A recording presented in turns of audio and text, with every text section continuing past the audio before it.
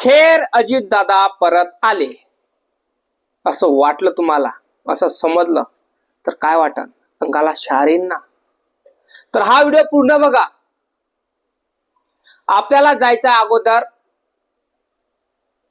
की अजितदादाचा अपघात झाला की घात झाला. 28 तारीख 2026 ते तारीख होती अजितदादाची अपघाताची की घाताची, कळलं का? आणि अजितदादा हे आपल्यापासून गेले की नाही गेले याचा पूर्ण आपल्या व्हिडिओमध्ये तुम्हाला खुलासा होणार. हा व्हिडिओ पूर्ण बघा. नवीन असाल तर कमेंट करायला विसरायचं नाही, लाईक करा, चॅनलला सबस्क्राईब करायला विसरायचं नाही. व्हिडिओ सुरू करूया. 28 जानेवारी 2026 ची तारीख, जेव्हा अजितदादा देवगिरीतून निघतात, तेव्हा तिथे सीसीटीव्ही फुटेज राहतात किंवा सोशल मीडिया इन्फ्लुएन्सर राहतात किंवा पत्रकार राहतात, न्यूजवाले राहतात. तर त्यांचा इंटरव्ह्यू घेतला असेल. तो इंटरव्ह्यू कुठं आहे? जेव्हा समोर निघतात अजितदादा, समोर निघतात तर मुंबईला पोहोचतो. मुंबईला पोहोचताना तिथं तर त्यांची पत्रकार परिषद झाली असेल, इंटरव्ह्यू झाला असेल, व्हिडिओ फुटेज निघाले असेल, फोटोशूट निघाले असेल, काही ना काही निघाले असेल, न्यूज चॅनलवाल्याचा ढिंडोरा त्यांच्या संघ असेल असं वाटत नाही का तुम्हाला? एखादा आमदार खासदार एखादा नाशिकला मार्केटमध्ये निघतो, एखादी पत्रकार परिषद घेतो किंवा एखादी सभा घेतो, तर तिथे किती मोठे मोठे लोक राहतात, किती मोठे मोठे पत्रकार राहतात, न्यूजवाले राहतात, सोशल मीडिया इन्फ्लुएन्सर राहतात ना. तर मग मला एक सांगा, एवढा बलाढ्य नेता महाराष्ट्राचा उपमुख्यमंत्री आणि एक म्हणजे अर्थव्यवस्था सांभाळणारा, महाराष्ट्राची अर्थव्यवस्था सांभाळणारा अर्थमंत्री अजित पवार याच्या संघ पण असताना पत्रकार कुठले वगैरे असं नाही का? मग सीसीटीव्ही फुटेज का मिळाले नाही, व्हिडिओ फुटेज का मिळाले नाही, फोटो का मिळाले नाही अजितदादाचे? देवगिरीमध्ये निघत असताना तिथले फुटेज नाही आहे, व्हिडिओ नाही आहे. विमानात बसताना व्हिडिओ फुटेज नाही आहे. मग कुठं काय? का अजितदादा आलेच नाही तिथं? का विमानात बसलेच नाही? काय वाटतं तुम्हाला? का पत्रकार लोकांनी डिलीट मारले व्हिडिओ, चॅनलवाल्यांनी व्हिडिओ डिलीट मारले? व्हिडिओ का डिलीट मारले असेल? का डिलीट मारले असेल तुम्हाला काय वाटतं?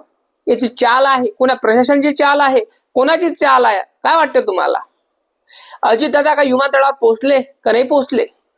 अजितदादाचा सीसीटीव्ही फुटेज का डिलीट मारले? का कारण असेल? कारण रोहित पवार साहेब आणि आपले मित्र आमदार साहेब आहेत तर ते म्हणतात, रोहित पवार साहेब म्हणतात आम्हाला सीसीटीव्ही फुटेज द्या,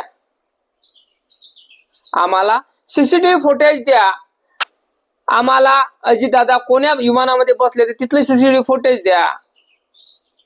विचार करा तुम्ही या गोष्टीचा. तरी मेटकरी साहेबांना त्यांनी सांगितलं की जोपर्यंत सीसीटीव्ही फुटेज आपल्याला मिळणार नाही तोपर्यंत खरं काय खोटं काय आपल्याला कळणार नाही. घात झाला की घातपात झाला हे माहित होणार नाही. मेटकरी साहेब म्हणतात अजितदादानं कुठला ड्रेस घातला, कुठलं शर्ट घातलं, काय घातलं होतं, नेमकं काय घातलं होतं हे अद्याप मालूम नाही. त्या कारणामुळं देवगिरीमधून येणारं जे फुटेज आहे, सीसीटीव्ही फुटेज म्हणा, व्हिडिओ फुटेज म्हणा, काही अद्याप ही जनतेपर्यंत आलं नाही, सादर केलं नाही. काय वाटेल तुम्हाला? का अजितदादा खरंच मुंबईपर्यंत आले होते का? देवगिरीतून निघाले होते का? तिकडून देवगिरीमधून अजितदादाला कुठं नेलं, त्यांना उडवलं की ब्लॅकमेल केलं की काय केलं? का त्यांचा घात झाला की अपघात झाला की काय झालं? जनतेच्या मनात प्रश्न निर्माण होतोय. प्रश्न असा निर्माण होतोय की जनता म्हणत आहे की अजितदादांचा घात झाला, पण न्यूजवाले म्हणत आहे की अपघात झाला. विके सिंग VSR कंपनीचा मालक म्हणजे विके सिंग हा, आणि VSR कंपनीचं विमान होतं. तर विके सिंग हा व्यक्तीला VIP ट्रीटमेंट दिल्या जाते.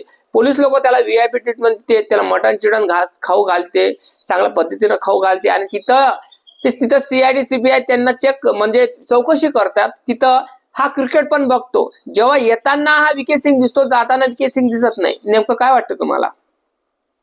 आणि विके सिंग जेव्हा पूछताछ करायला येतो तेव्हा त्याच्यासंग सिक्युरिटी असतात, त्यांच्यापाशी गन असतात, बंदुका असतात.